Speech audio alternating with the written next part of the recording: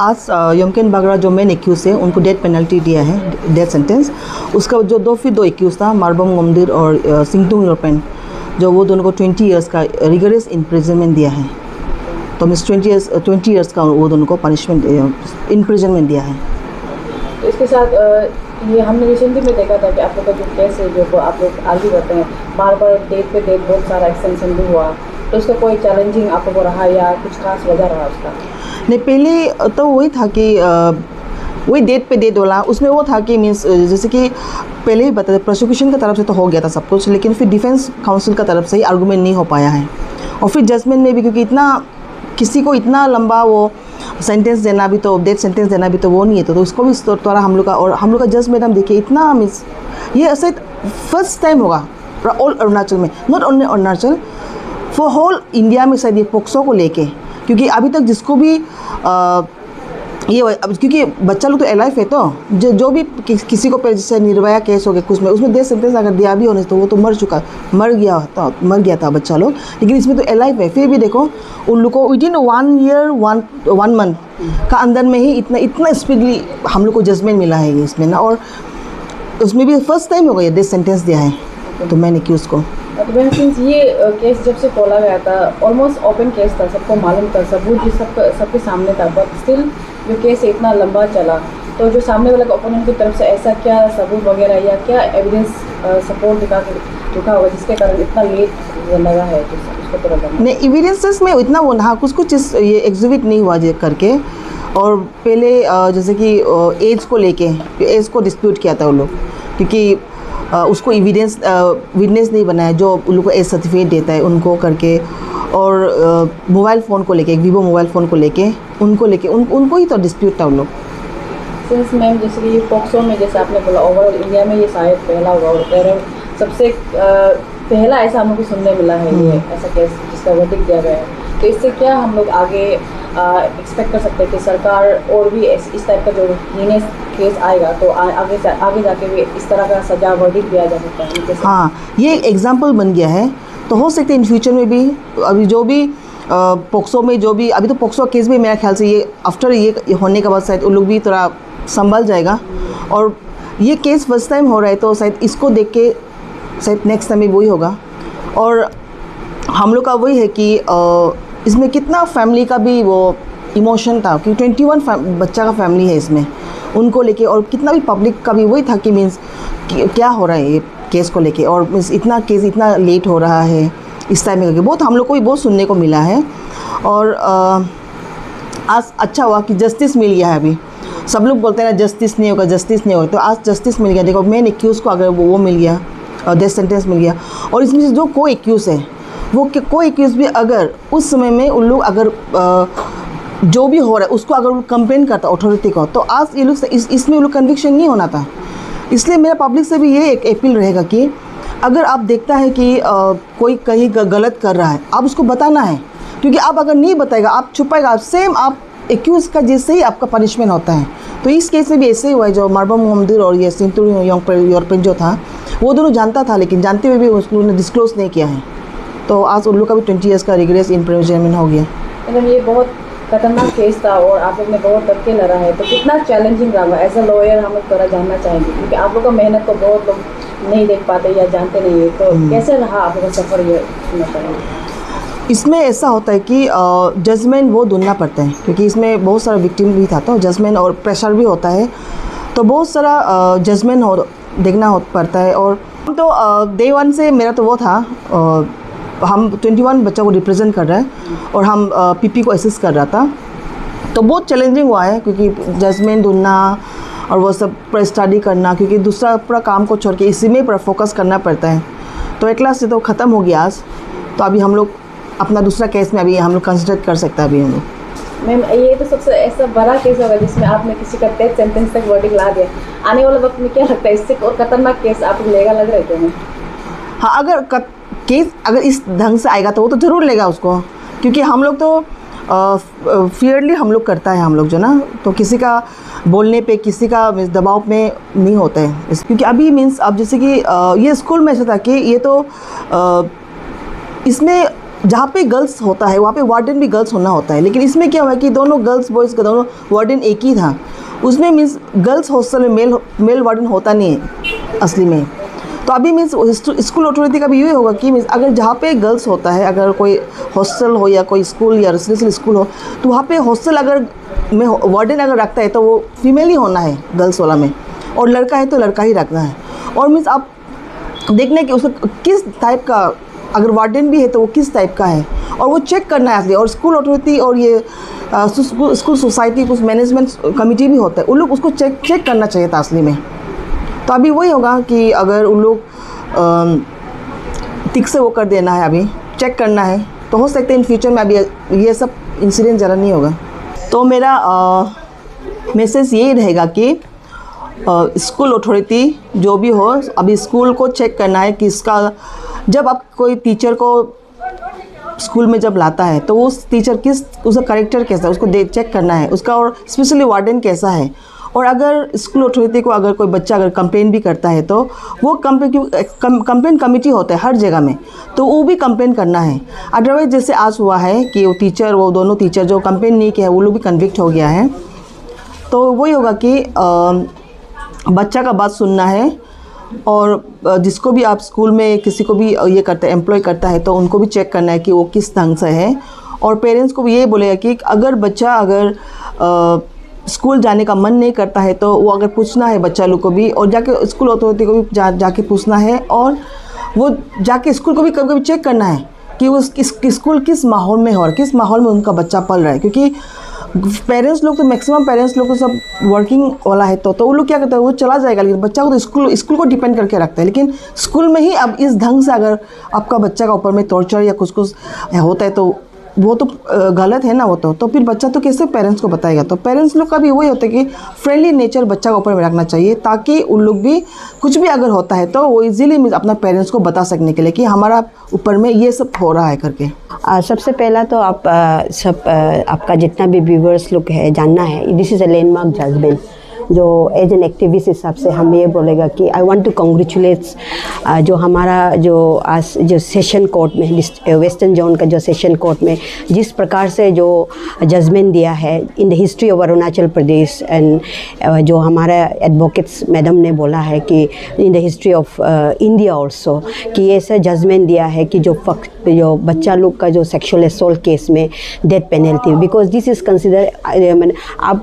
कॉन्सिक्यूटिवली as an human welfare society हिसाब से हम कॉन्सिक्यूटिवली आप उन लोग का प्रोसीडिंग में हम ये अटेंड करता है सुनने के लिए, मैंने एग्जैक्टली क्या हो रहा है नहीं हो रहा है। तो इसी प्रकार से हम जब उनका आर्गूमेंट्स जब सुना, फाइनल आर्गूमेंट्स को भी सुना, देन अगेन जब जजमेंट देने के बाद में जो क्वांटम ऑफ सेंटेंस जो होता है, तो it was very nicely place. I am very very happy with जो हम लोग का स्पेशल पीपी था जो तपाकुली जो है, उन्होंने बहुत सारा साइटेशंस भी दिया है, जिस प्रकार से उन्होंने ये बोला है कि ये केसेस को rarest of the rarest case करना चाहिए, या इसको एज एन एग्रीवेट जो केसेस होता है उसमें कंसिडर करना चाहिए। बिकॉज यहाँ पे 21 बच्चा को जिस प्रकार से कंटिन्यूसली सेक्सुअली असोल्ट किया गया है, जिस प्रकार से बच्चा लोग को कोल्ड ब्लडेड जो मर्डर्स होता है इस प्रकार से, तो इस प्रकार से उसने जो जजमेंट प्लेस किया। और उसके साथ में जो गुवाहाटी हाई कोर्ट से प्रो बोनो जो एडवोकेट्स अपॉइंट किया था निकिता दांगिन, उन्होंने भी उनके साथ देते हुए बहुत अच्छा से प्ली किया। देन जब फाइनल आर्गूमेंट हुआ उन्होंने भी बहुत सारा अच्छा प्लेस में we are very satisfied, and I am very thankful to जो 21 जो विक्टिम है, जो स्पेशल पीपी को जो असिस्ट कर रहा है जो ओयम बिंकेब है, तो हम डे 1 से उनको जानता है, क्योंकि बहुत सारे पेपर वर्क्स वगैरह होता है, एंड फैमिली लोग को तकलीफ भी होता है कि जो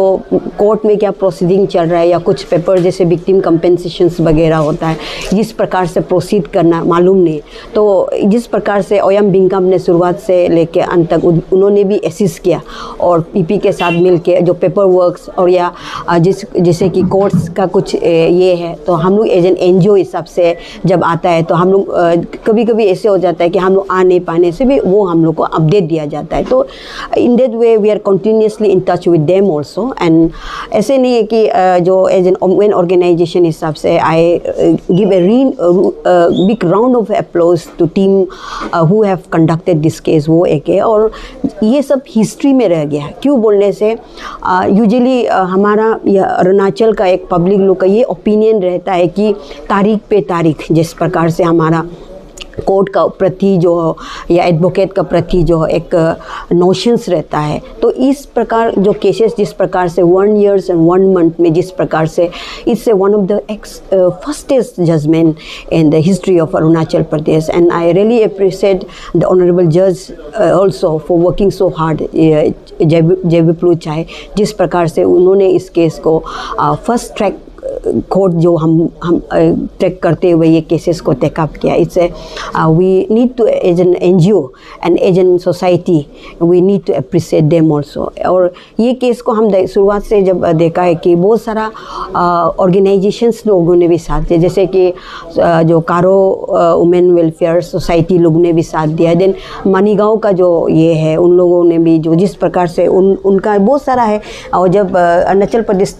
जब ये केसेस जो आप लोग को भी बताना चाहेगा, जब ये केसेस न्यूज़पेपर में आया तो हमारा जो उस अभी प्रीवियस जो Arunachal Pradesh state commission for protection of child rights जो है चेयरपर्सन गुमरी रिंगू मैडम था, तो उनका टीम ने भी जब ये केसेस को ये हम लोग का तरफ से जब हम लोग रिपोर्टिंग ये किया था तो उन लोगों ने सो मोटो कॉग्निजेंस लिया। ये भी आप लोग मीडिया के थ्रू से जानना बहुत ज़रूरी है। और उन लोगों ने 2 member कमेटी भेजा था। तो then 2 members was honourable members of Arunachal Pradesh state commission for protection Jumtum Mengata और ngurang achung। तो उन लोगों को उन चाइल्ड राइट्स कमीशन का तरफ से फील्ड विजिट करने के लिए भेजा था, अभी तक मैं याद हूँ। और जैसे कि वहाँ का जो मैंने देखा कि उस समय में हम क्यों बताता, बिकॉज इसलिए आप लोग को बताना चाहिए कि कुछ केसेस होता है जो जिसको हम एक सोसाइटी हिसाब से हम हमेशा ये बोलता है कि to fight for the right of the children it's a collective efforts of everyone ना। ऐसे नहीं कि पेरेंट्स का है बच्चा का, जैसे कि आदिसू था और हम उन लोगों का भी कंटिन्यूसली जैसे गोयर सोसाइटी लोग था जो अच्छी तरह से जो पेरेंट्स लोग को लीड करते हुए इसमें गया था। और अनदर जो है हमारा हम उसमें भी हमेशा अपडेट रहता है, जैसे कैपिटल लिबो रामो बोकार वेलफेयर सोसाइटी है, नानंग कल्चरल डेवलपमेंट सोसाइटी। और उस समय में जब प्रोसेशंस वगैरह वहाँ पे हुआ, हमने जो दिया है कि वहाँ का भी सेकेंड कल्चरल सोसाइटी जो मिचुका ब्रांच का ये है। और सबसे बड़ा बात है केसेस को जब कोर्ट में आता है तो it's upon the conducting advocates, लेकिन जब उनको इन्वेस्टिगेशन करता है it's very important the primary collections of evidence and all. जो भी कुछ केसेस होता है, क्यों हम बताना चाहेगा जो भी पुलिस पर्सनल है they also they work hard, we have to appreciate them also. They are मैंने जैसे कि जिस प्रकार से हमारा जो एडवोकेट्स ने जो जी जान लगाया उसी प्रकार से जैसे कि हम लोग का शुरुआत में तो नॉर्मल ये था, हम लोग का इसमें केसेस चल रहा था, लेकिन बाद में देखा कि जो SIT स्टेट गवर्नमेंट को भी अप्रिशिएट करना, क्योंकि स्टेट गवर्नमेंट ने ये केसेस को वन ऑफ द हीनियस जो रेयरेस्ट केस मान के हुए इस पर SIT कंस्टिट्यूट किया। वो SIT को जो करते समय में ये जो कामदाग मैडम है मोयर बासर जो कामदाग है उनका टीम और कुछ मेंबर्स था, उनका भी हम अभी तक याद है कि जो वो आयो था केस में, और राना सोनम था, देन के वांग्स और बहुत सारा टीम था आया जाया ना। और उन लोगों का टीम को भी एज ए सोसाइटी हिसाब से हम लोग अप्रिशिएट करता है। और पब्लिक से भी ये अपील करता है कि जैसे कि आप लोग का भी कुछ लगता भी होगा ना ये है वो है, लेकिन आप लोग उस नज़रिया में नहीं, क्राइम का नज़रिए में देखना बहुत ज़रूरी है। इसलिए पब्लिक लोग को भी ये अपील करता है कि जिस प्रकार से देखिए आप एक तो आप इस consider as a rarest, the reason being is said by the advocate किस लिए रियरेस्ट केस है ये केस को, लेकिन उनके साथ में देखिए 2 टीचर्स भी कन्विक्ट किया गया। तो इसलिए वेरी इंपॉर्टेंस है कि पोक्सो बहुत बड़ा एक्ट है। हम लोग का आदमी नहीं जानता है कि हम लोग का आदमी बोलता है कि क्या है चौथा लड़की लोग ना ऐसे है वैसे है, बट उसका पीछे में आप लोग रिपोर्टिंग नहीं करता है कोई। इसलिए बहुत इंपॉर्टेंट है इवन जो दोस्त who are running a private institutions also, government institutions जो स्कूल चलाता है ना, तो उन लोगों को ये एक आप लोग का एक सीख है ना। आप लोग अगर कहीं प्रकार से अब इंस्टीट्यूट भी चलाता है ये इंश्योर करना है कि child safety must be important ना। नो डाउट आपका इंस्टीट्यूशंस का प्रेस्टीज है, रेपुटेशंस है, लेकिन प्रेस्टीज और reputation is not going to save if the crime is being committed in your four wall, जो प्रेमाइसिस में कमिटेड करता है। तो इसलिए वेरी इंपॉर्टेंस है, ये एक सीख जाना चाहिए हमारा सोसाइटी के लिए भी, और specially those who are running the institution और even to the government also, क्योंकि हम इसलिए बोलते हैं कि गवर्नमेंट को अब रूल्स प्रेम किया जाता है, रूल्स बनाया जाता है कि जैसे कि for example this are the criteria, एक गर्ल्स ये स्कूल चलाने के लिए क्या क्राइटेरिया। अब तो सुना है जो एडवोकेट्स ने बताया कि जो बॉयज़ एंड गर्ल्स का जो है मेल ही वार्डन था, तो इसलिए हम गवर्नमेंट को भी ये मेरा गुहार लगाएगा कि एज एन एक्टिविस्ट हिसाब से आप रूल तो सही बनाता है, लेकिन ये देखना चाहिए कि implementations part कहाँ में, where is the lacuna in this case? In this case, not only the society, the government has to analyze the cases also, where there is a so much of lacuna. तो government को भी देखना है कि किस प्रकार से हमारा जो एजुकेशन सिस्टम जो चल रहा है स्टेट गवर्नमेंट में, उसको देखना बहुत ज़रूरी है। अगर कोई ये प्राइवेट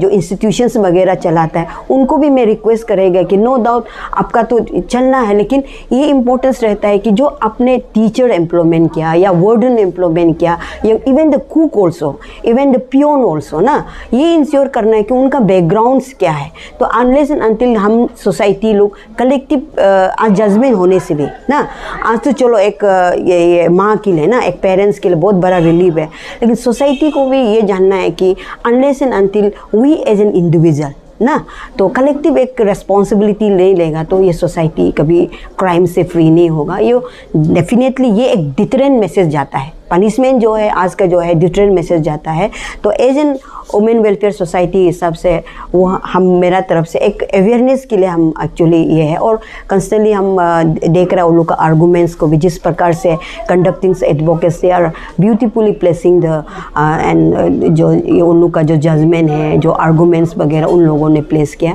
इस need to be a big round of applause. And I appeal also the entire ये जो हम लोग का पुलिस टीम लोग को भी इस प्रकार से भी बहुत केसेस होगा, और जिस प्रकार से कमदंग मैडम और उनका जो टीम ने इन्वेस्टिगेशन करके जो केसेस को इस तक मुकाम तक आया, देन इंटायर जो है ये टीम लोग को मैं भी अप्रिशिएट करता हूँ। Thank you.